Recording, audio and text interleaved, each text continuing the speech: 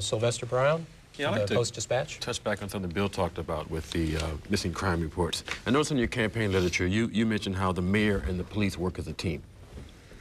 Last year, we learned that there are almost 6,000 missing crime reports, which gave the impression that St. Louis was a safer city than it really is. What bothered me was you initially indicated that you knew nothing about it, and this was in November.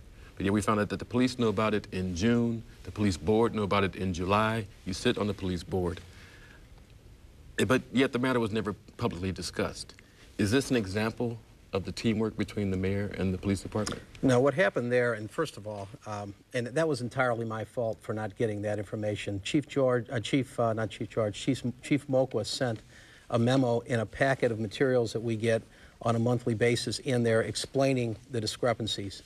And frankly, I didn't see the memo, and that's exactly what happened. But we do have a strong partnership, and as a result, crime has gone down. And what happened there was that there were some crimes that weren't reported in a single year. What they were doing is they were reporting it in the next year.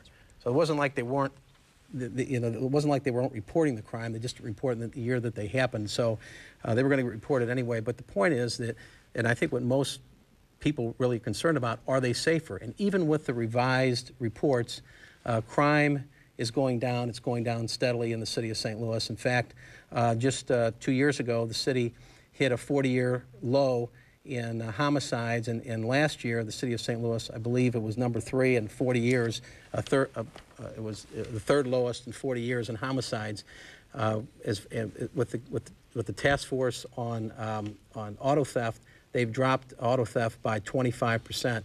And I can talk about everything we do. We meet on a monthly basis with the police chief and the U.S. attorney and the circuit attorney, as well as social service, the juvenile, somebody from the juvenile courts.